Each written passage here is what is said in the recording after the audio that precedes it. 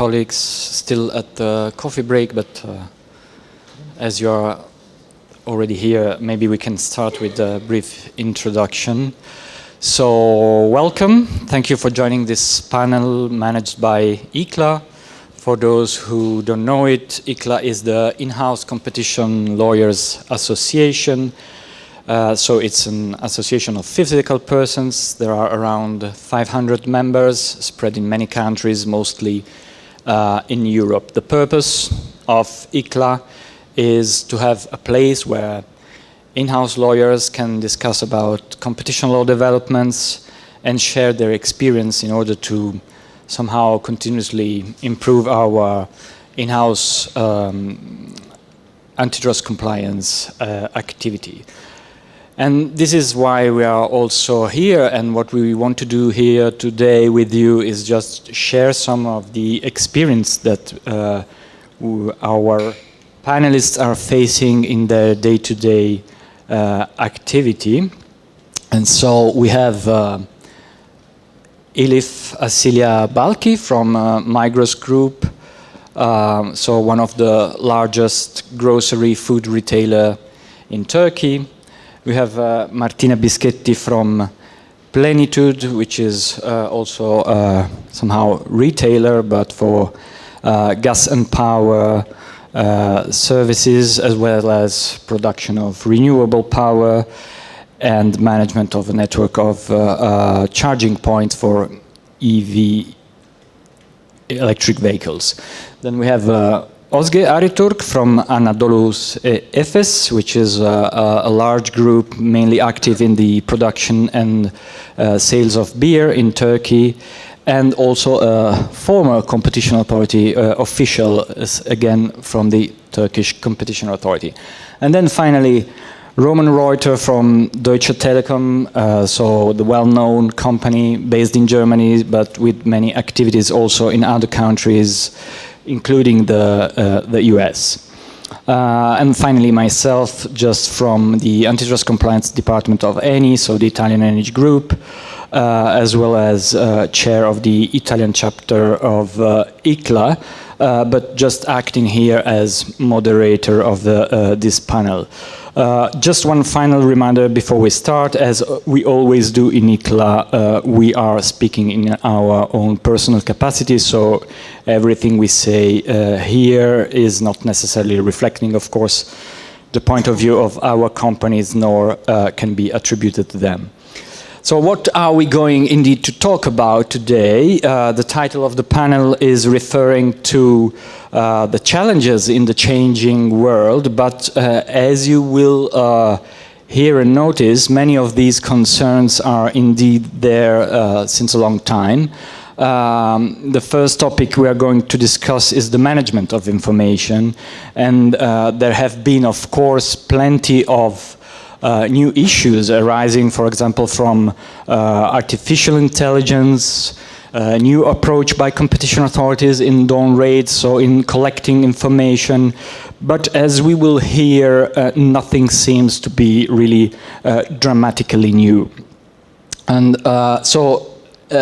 in this regard, the first question is for you, Elif. How do you manage information indeed during dawn raids? We have noticed in also previous days that the Turkish competition authorities is quite very active, so interested in hearing news from your country and your approach to that. Thank you, Philip. I'm very happy to be a part of ICLA for 2 years, and thank you. So to start with numbers, I think Turkish Competition Authority is holding almost like 300 down raids per year, which is like comparing to other EU countries, it's like 10 or 20. So it's at least 15 times more down raids in Turkey. And what it means for a lawyer, it means like any day they can knock your door. But they're welcome, I mean, no problem with this. But the problem maybe, or maybe the main threat is the high fines that are amounting to 0.5% of the yearly turnover of the company. So a recent example from Turkey is our competitor, BİM, was fined for 33 million euros for preventing the down rates. And it's a public company, so they made a public explanation about the fines. And what they're saying is, so their employee was on a leave, and the competition authority summoned him for down rates to inspect. And then on the way, he deleted some of his WhatsApp messages. And the company says it's not related to any antitrust issues, but they were fined. So it boils down to that any sort of data deleted means administrative fines is up to million euros. So when the competition authority comes to the premises of the company, they're coming with a forensic device. And usually they're firstly heading to WhatsApp messages because it's the most common app for communication in Turkey. And when you're using WhatsApp and you're deleting any message, you cannot retrieve it back. I mean, it's not possible for us, but with that black box that we're calling it, with that black box, they can retrieve the deleted messages.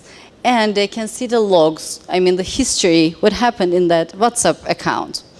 So,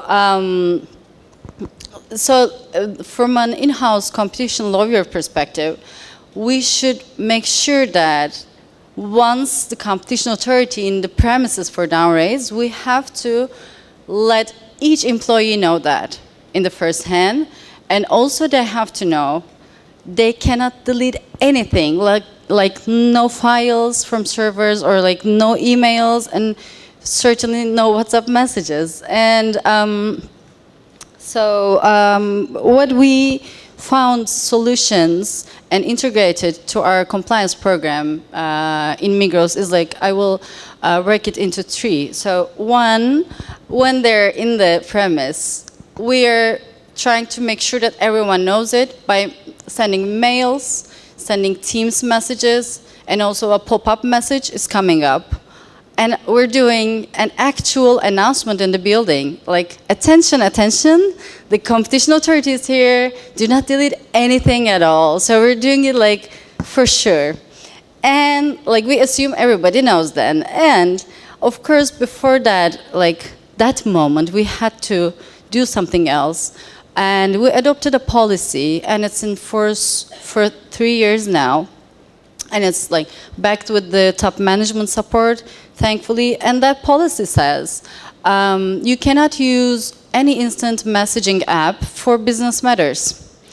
And it's actually a bit hard, when you're using WhatsApp for almost everything in your life, you have to think actively that if it's business matters or it's personal matters. But the competition authority is really certain about they will see through if it's a personal phone, mobile phone, or it's a business phone. So also we have to make sure that this policy is working. So what we're doing is monthly internal audits for WhatsApps. It's like a simulation of the down rates, and we're picking a department each month, and unnoticed, we're going to the department and asking for the mobile phones of the employees. And you know what? They're actually volunteering to give us their phones because they also want to make sure that they're in safe hands. They want to be okay, I'm doing this policy, but am I doing it right? Please check it for me. And we're actually seeing all of the employees' WhatsApp messages under their observation, of course, and with relevant privacy precautions beforehand, but also the high awareness, the awareness of competition rules, helping us at that point. So, yeah, this is all about the solutions and the problem with the down rates. Thank you very much, Elif. It was really very interesting, a different perspective from what we are used, at least here in Europe, in terms both of frequency on the side of the competition authority, but very interesting also to hear how you addressed this issue internally. And so now we have talked about managing information in case of down rates, but we know that management of information is a very critical aspect from antitrust perspective in many ways. And so, Özge, I know you wanted to touch a quite different topic, which is the management of market information flow inside the company. So, what is the point you want to make on this? Thank you, Philip. So, since the very beginning, we have been talking about exchange of sensitive information, thanks to valuable contributions from esteemed speakers. But today I want to dive below the surface of this sensitive information iceberg, because in the sense of unilateral conduct, because this has been increasingly been a slippery and sharp slope for me, for undertakings, indeed. Actually, at the very beginning, I intend to elaborate this topic in 4 different layers: from procurement, from M&As, from the relations with distributors, and lastly, interface with third-party data service providers. But considering time limits, I will suffice with only the last one. So, to keep it short, there is a hypothetical model in which there is a conglomerate with affiliates operating in vertically related, adjacent or distinct relevant markets, like, say, Food Co, Beverage Co, Retail Co, Fintech Co, Health Co, Auto Co, Insurance Co, etc. At some point, this holding company decides to make use of its big enough data to improve its market insights, to make better market conducts. So, there are some information sources at the very beginning for this holding company and its affiliates. The first one is, as all of we know, it's neutral analytics service providers like Nielsen, Ipsos, Kantar, etc. This is a relatively green zone for most of undertakings, because the data is highly aggregated, historical. There's a big time lag because of the structure of the operation. And even within the same conglomerate, the outputs are shared independently between affiliates of the conglomerate. But switching to, there's an emerging independent market research company in the market, and although this conglomerate is investing as a minority shareholder in this company. This company is providing relatively more up-to-date information, yet with limited scope, but growing in the course of time. So, also, the holding company intends to establish an internal data entity, which will be fed by all outputs from independent analytics service providers, as well as this independent market research company. So, there are some risks appearing here, that here is, so to speak, and data engine room is created, which might reverse engineer the data taken from these companies and infer rival-specific data and reduce uncertainty in relevant markets in favor of, mostly in favor of affiliates in their markets. So, the silent minority investor model should be established for the second company, independent market search company. No board level involvement in the determination of methodology and content customer selection. There should be data aggregation standards, like minimum participation above like 25% of participants in the, as a player in the markets. And there's a time lag, maybe quarterly, monthly, but not weekly, that there must be, and always approval of competition compliance department.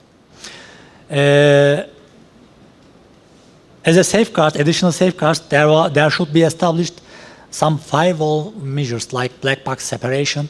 All granular level raw data should be established within those internal data entity and keep in different data lakes.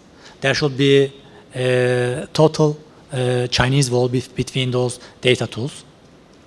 And there's a clear-cut prohibition of reverse engineering of those data.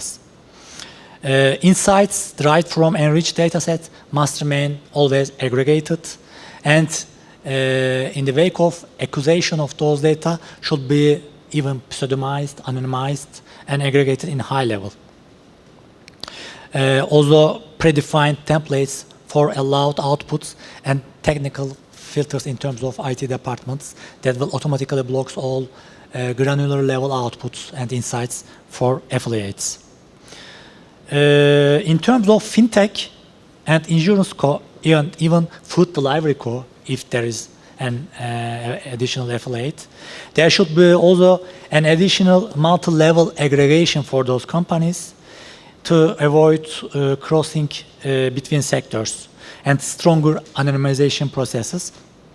And I think there should be always clear-cut opt-in and opt-out user-friendly options for consumers. Even there is some consumer consents for private data of consumers. So also, in order to avoid those irreplicable data, which will put in a very strong advantage against those rivals in affiliates relevant markets, there should be some neutralization of competitive impact through making certain aggregated insights available industry-wide in each affiliate's relevant market. Thank you. Well, thank you, Ozge. It was very interesting. You started from an abstract model, but then with very practical concerns and also solutions, it seems. And talking about other practical concerns, I know, Martina, you are particularly also focused on still the management of information, but also taking into account other legal aspects. So not only antitrust issues, but what else?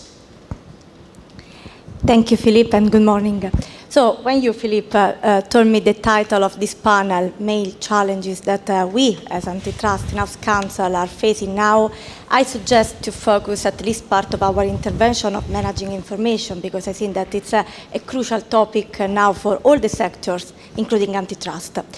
But the real challenge, in my personal view, is not only just doing antitrust compliance, that personally speaking is our task, but also to ensure coherence with other disciplines that may be impact when you have to take into account to managing information.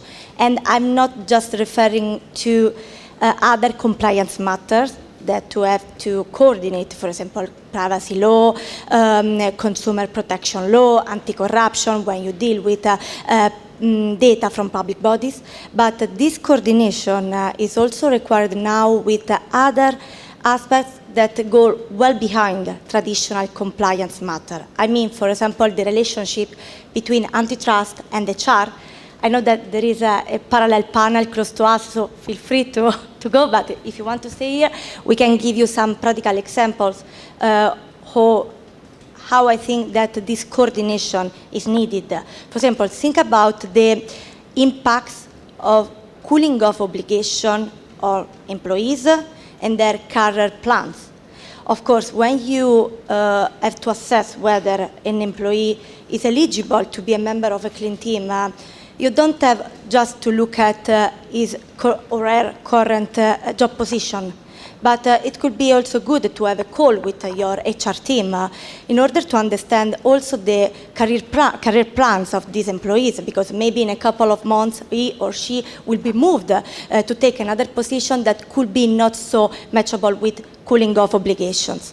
Another example where a coordination between HR and antitrust could be needed is in the context of M&A project, where, for example, HR team needs to have access to some information about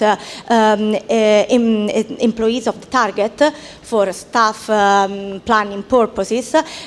And this information can include data about personal data, information about remunerations that, of course, need to be checked also from privacy and antitrust and even legal standpoint. So I think that a multidisciplinary approach is really necessary when you have to manage information.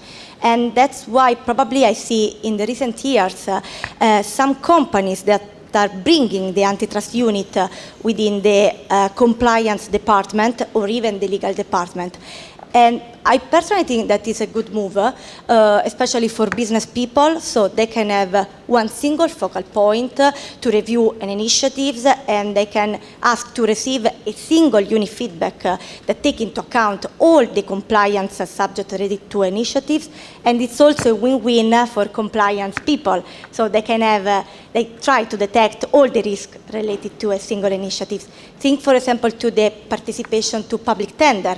Imagine that this initiative can be reviewed by a single team that can give a feedback from anti-corruption, from corporate liability perspective, from public tender law, antitrust in terms of bid rigging, and now also under the new FSR, foreign subsidy regulation regime.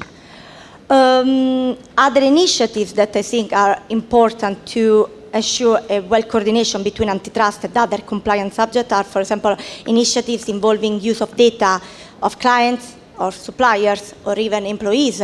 In this case, the coordination between privacy on one end and antitrust and consumer protection on the other end is, I think, crucial, and it's also important to balance potential conflict that may arise between these two disciplines. For example, imagine you have data that your competitors can ask access because they consider essential, but you cannot share this data because of privacy restrictions. In this case, you need to ensure a coordination between essential facility and privacy.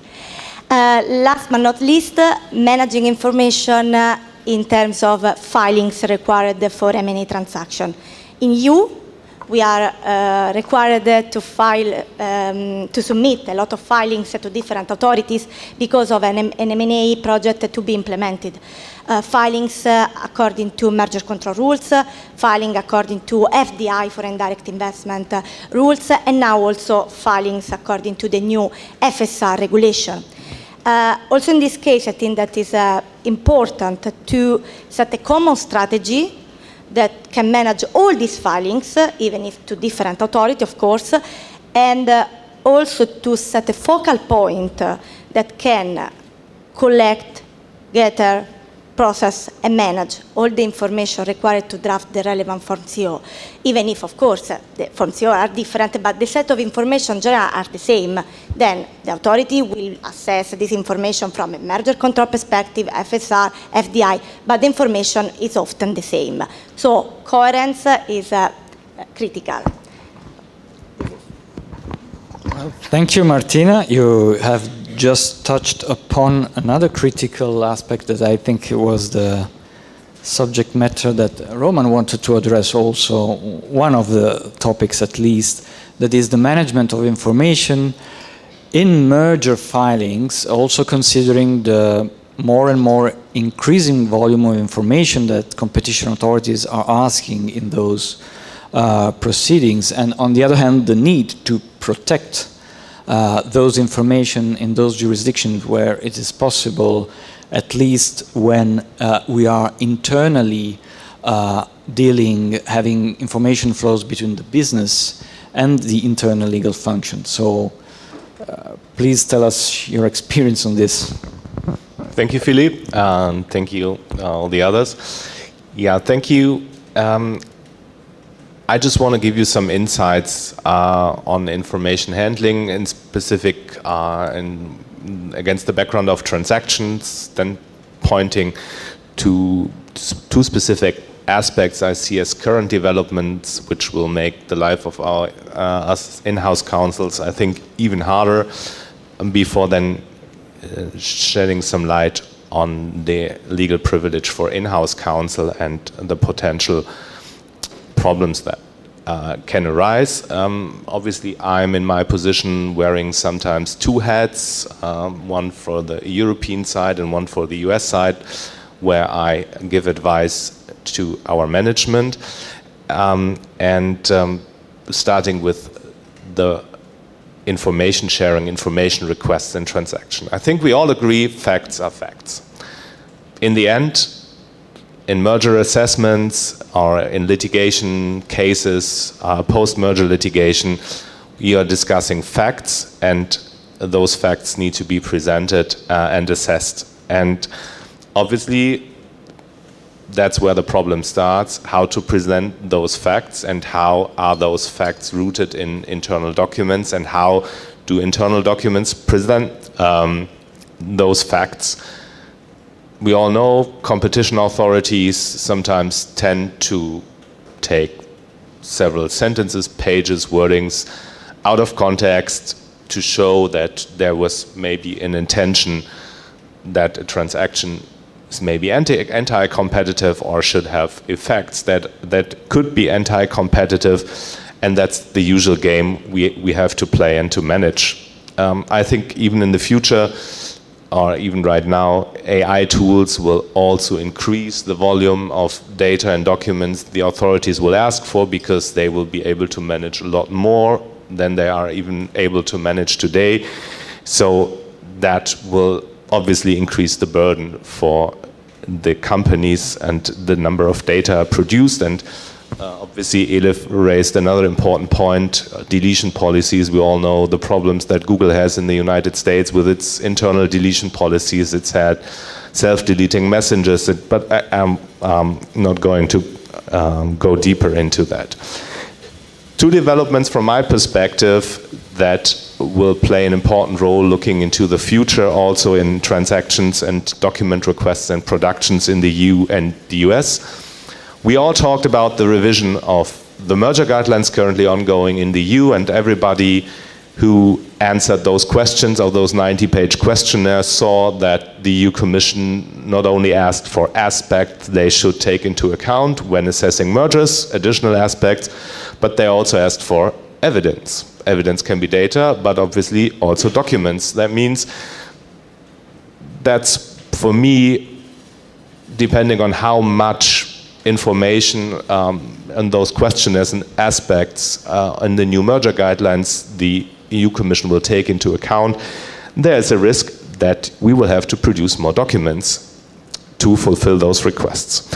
The second aspect, and this then I put on my US hat, is last year the DOJ and the FTC have published new merger guidelines to the HSR Act in the US, and some of you may know, even the old rules foresaw that you had to provide documents that have been created for the management with the filings, and now they're going even a step further and asking for drafts. So sometimes you have like 17, 18, 19 versions of a draft. You all know during transactions, the initial view before due diligence discussions take place can differ from the final view. So that already creates another challenge for in-house counsel. You're not involved in every discussion, but finally you need to defend those documents, and obviously you see where this is going. Authorities will use discrepancies between those drafts to prove that maybe there has been some influence from the in-house counsel side or whatever. So I think those are two aspects, and then even in the context of more political influence in multi-jurisdictional transactions where you have or may have to talk and discuss with authorities in different countries, information may be perceived in a different way. So that all, I think, will make life not easier, at least from the in-house counsel side. The second aspect, and that somehow ties to the point I made before, is our pledge, and I think all the ICLA members are trying to convince the authorities in Europe that it would be worthwhile also extending the legal privilege which applies to external counsels, to in-house counsels, because in the end you are giving legal advice and only legal advice is protected, and we don't see any difference between a legal advice given by an external or internal counsel, and we are even bound to the same rules as the external counsel. So that is our approach, and in my specific position, and I just want to share I'll give you some ideas how that can work out in practice or what the problem can be. In Europe, you don't have the acceptance of the legal privilege for in-house counsel. The US legal system does accept a legal privilege for in-house counsels. So if you're advising, you first of all have to explain oh yeah, that's a US matter. What I write to you, my management is privileged, but be careful, if it's discovered in a EU context, it might not be privileged. This is something no one understands, and it's even hard to implement this in a compliance program. And even in transactions where you are facing different authorities, what do you do if one authority is able to get those documents, the other not, but authorities are, even in multi-jurisdictional murders, talking to each other? Can they then talk about information that is protected in the one jurisdiction and in the other jurisdiction not? So these are all practical problems arising from that. I know at least European lawyers love it because they have to be included to get the legal privilege, and which is not the case in the US. But those are some facts and some insights on how we deal on a day-to-day basis with those problems. Thank you. Thank you, Roman. Just to add one last word about legal privilege, and more in general, the evidences that an authority might seek to acquire during EDA raids. I think that rethinking of a legal privilege to in-house counsel now is also needed, given the increasing role that artificial intelligence is having on business and corporate process. I mean, of course, AI simplifies our life, our work, and I have to confess that I ask AI some help in translating part of my speech. As you probably have noted, I'm not an English native speaker, but it also poses some questions from a compliance standpoint. One of these questions from my side is if and which kind of AI-generated content an authority might actually seek to require during a down raid, during inspections. For example, there are summaries of meetings, there are summaries of internal documents, even summaries of external legal advice that are entirely generated by the AI. So my question is, can this evidence be acquired by an authority? How then they can be assessed by the authority, considering also the risk that this content may have errors, hallucinations, and most of all, are created without any human intervention. So I think that the debate is open and poses serious reflection on this. Talking about AI from a different angle, I think that AI is also a perfect example of the importance to have an integrated approach in compliance, as I told before. Of course, AI Act has introduced new significant compliance requirements, and all the companies are working hardly to meet these compliance requirements, but we don't have to forget that there are some AI aspects that are already detected and regulated by existing laws and regulation.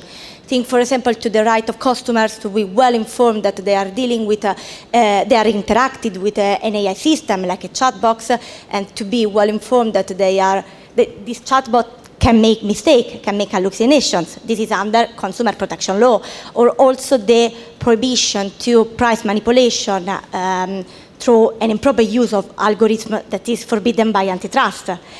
In this case, I think that a coordination between existing laws and new laws is necessary. One suggestion from my side is when you map AI systems under AI Act, it could be good to have on the same table sit all the teams like data teams, business teams, people from compliance like privacy, cybersecurity, antitrust, consumer protection, anti-corruption, financial compliance, and other legal functions, so they can define common controls for common risk. Another aspect that AI I think that is important is the fact that the AI make calls for a reviewing also of standard non-disclosure agreement that companies can have in place, confidentiality obligation, just to take into account, from one end, they need to ensure the use of AI application with the corporate system, but on the other end, they need to prevent improper use or circulation of data. Finally, talking about antitrust compliance specifically, I think that AI may also require for an update of existing compliance rules, just to help employees, people, to identify and prevent even more sophisticated risk of antitrust infringement led by an improper use of AI application, like, for example, collusion through an improper use of algorithm. I think that these risks, of course, must be identified and prevented, but before of this, they must be explained, because they cannot be so obvious to non-experts, and in some cases, they are not so obvious also for antitrust experts. I'm pretty sure that all of us perfectly know, and also our colleagues, that they cannot take the phone, call the competitors, say, tomorrow I will apply this price, so follow me. But I'm not so sure that it's so obvious that the same uncompliant action could be led also by an improper use of AI application, because the link with competitor now is not so direct or even indirect. So one suggestion from my side is, for example, to include in antitrust training specific content related to the AI and the data management, so also business people can become more familiar with this topic, because the message is the antitrust infringements remain the same: collusion, dominance. The conducts, of course, are updating, and there is evolution, and we need to be well aware of this evolution. Well, thank you, Martina. Thank you, Roman, before as well. You have added other issues, so we covered a great variety of concerns that need then to be translated in internal rules, we heard, trainings. So quite a well-articulated compliance program, I would say. And since I don't think it's yet lunchtime, actually, I would still have some question about compliance program for you both, Ozge and Elif. So is all this effort in developing compliance program, we heard you somehow started from scratch. We know why we do that, so because we need to comply, but is it properly rewarded? So what's your experience, at least in Turkey or in other jurisdictions you experienced? Thank you, Philippe. Short answer, not at all for now. As a competition law practitioner for a long time, who has worked on both sides of the table, I think it will not be wrong to put forward that competition compliance programs are counted as courses taken for safe drive techniques. One doesn't need to take it for getting driving license, nor it provides you with a immunity against some penalties or infringements, additional measures. To the best of my knowledge also, there is no decision taken by Turkish Competition Authority accepting having competition compliance program as mitigating factor in relation to determining penalties or additional measures. But based on my readings in fine prints of recent decisions and my experience at Turkish Competition Authority for a long time, there's a high correlation between those cases in which there are found internal documents indicating intent of unlawful behaviors, practices originating from high level or systematical unlawful practices across the company's different departments or different geographical regions at different levels. So there might be a hope, I think, and in my humble opinion, there might be a model in which that competition authority at one point might accept having competition compliance program as a mitigating factor. And I think these are the conditions that should be met. And the first one is, of course, you have to have a competition compliance program, policy, manuals, procedures, guidelines, and of course, disciplinary code and procedure. Accordingly, you should have implemented. There should be incidents of implementation that disciplinary codes at any level of the undertaking. Also, having taken prophylactic measures without undue delay, like trainings, enforcements, and additional audits, unusual audits, Violation needs to be classified from the perspective of competition authority in other types of infringements. That, to put differently, it should not be, the conduct should not be either naked nor hardcore restriction. Although there should be a limited effect in the market, either through the effect has a very limited impact on the market, or the conducting undertaking is relatively small player in the market. Additionally, the unlawful practice should not be originated from senior management function, either implicitly approved or overlooked also by senior management level. Also, last but not least, investigation should not be a revisit of former investigation or a control of a check of previous additional measures enforced by the competition authority, or a control of commitments given by the undertaking itself. I will give the floor to... Yeah, thank you. Maybe I can add up some other points, because I want to share something personal, because like this topic is always has a special place in my heart. I started my position in Migros like 10 years ago, and I was the first ever competition compliance officer back then in the company, and there was no program held before ever. So I had to build something from scratch, and with my bare hands, because I didn't have any guidance, you know, because I didn't know from where to start. Even though like I worked in law firms before that, so I know what is a compliance program, I know the main elements of it, but like every company deserves a tailored and unique program. Because Özge just said, like the sector, the scale, there are many differentiating options, and that's why. And when I was going through that, I had really hard time to find a good guidance for me, even though Turkish Competition Authority has guidelines, but very generally written. So it was like the abstract of it, and like 10 years through it, and now I start researching about it. Like it's still in Turkey, we don't have any recognition or rewarding for compliance programs, and on the other hand, we're putting a lot of efforts and also investing a lot of money for the compliance programs, you know.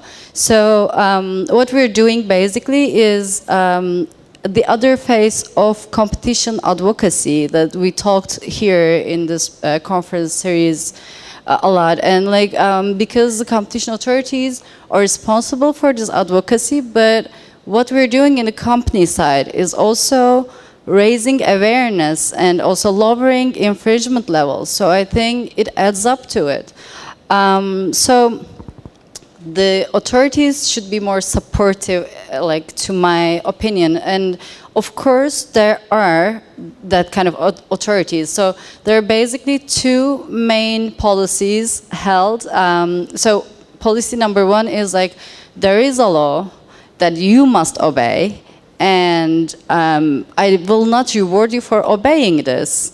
And if you don't obey, I will give you high fines. So this is policy number one. And like Turkish Competition Authority, EU, also France and UK are on this side. And policy number two is there is a law you must obey, but I encourage you to help your employees understand these rules and obey it better. So this is the number two, and like of course my heart goes for it because I think it's more supportive. And there are like a lot of fractions of policies because every country has its own differentiates. But for instance, Italy, here there is a great guidelines that I went through it, and they're like articulating all of the necessary elements and giving a clear guidance, I guess. And also there is a reward for a compliance program, even if before the infringement or after the infringement. So I think it's important. And another approach, and I think it's new, in Brazil they had a competition law reform in 2025.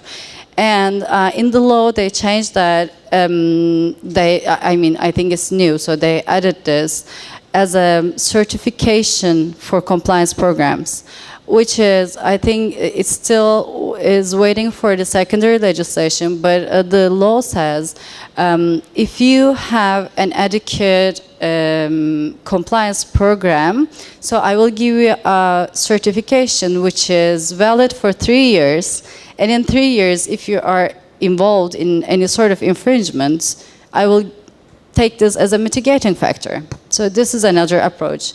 Also, Germany has its different system, but I will not go deeper because I think it's lunchtime already.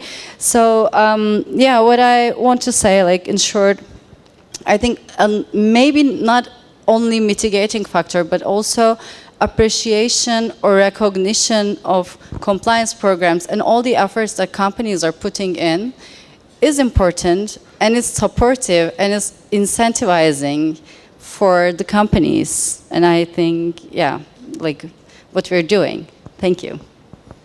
Yes, thank you. And both compliance programs and legal privilege are topics that are particularly in the heart of ICLA, and we are advocating to have them included also in the review now of Regulation 1/2003. So hopefully there will be some move also on the EU side on this. Well, thank you very much for sharing your views, and before opening the floor to some questions, if any, while knowing that lunch is ready, so you might have other interest, but let me in the meantime thank you all for listening and give a choral thank from all of us to Lea for having us here again. It was really a privilege to both listen to the conference and participate, sharing our views. So, is there any question? Our panelists are here, happy to answer. Thank you, Philip, and the panelists for this very interesting and amazing session. A question about the role of the compliance program in the antitrust. I think that an element that could help a lot the life of in-house counsel is the possibility to be exempted from any fine in case you can show that your compliance program was your policy was very, very strong, and the top executive did something very stupid contrary to the policy. Think a very, very simple example. You have a strong policy saying that in case of downgrades, you cannot delete any message, any correspondence from your personal or corporate device, but the someone of the top management of the company do it because they are scared about consequences. So you can also fire for cause them, but this will not exempt you from fine. You will be considered as responsible for the stupid behavior of the individual, although it's clear that he or she acted deliberately against the policy. So we are familiar with in considering the compliance program as a mitigating factor, but it should be or could be considered as an exemption from any fine in this very particular case. So you as a company will pay always for the mistaken or for stupid conducts of the representatives of the company.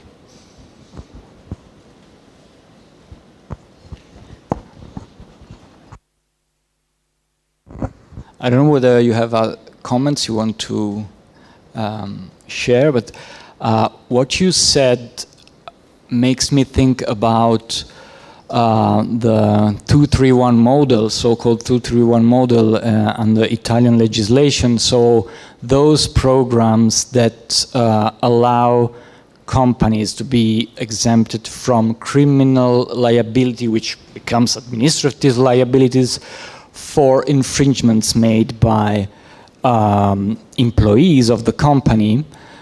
And well, in that case, we have been assisting to, at least to my knowledge, many years of judgments saying simply that because the infringement happened, your program was not valid, or at least it was not adequate, or whatever.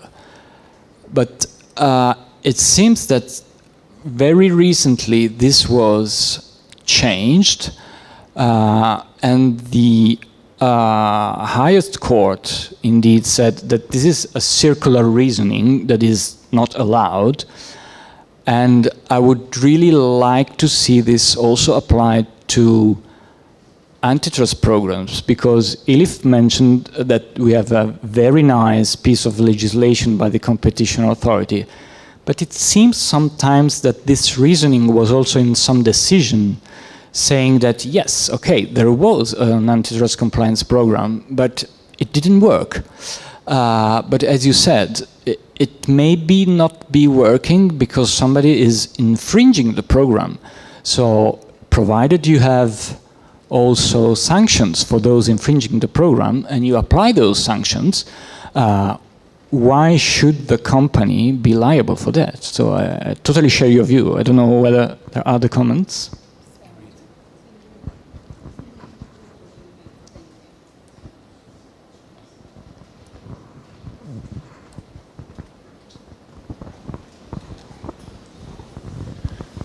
Yes, hello. I just don't want to postpone the lunch too late, but a small footnote from my side from the Netherlands on the legal privilege on in-house counsel. Maybe good to know for all, in-house counsel in the Netherlands has legal privilege.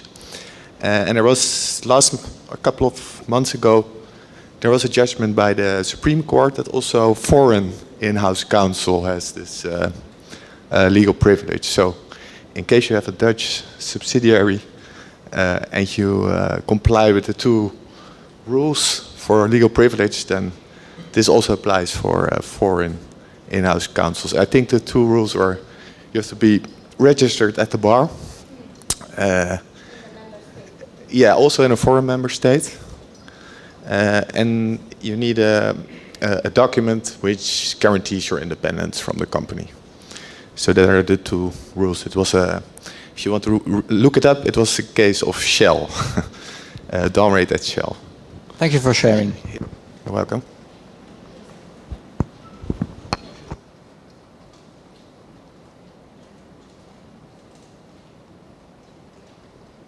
Okay, it seems no other questions. So again, thank you all, and again, thank you, Lear.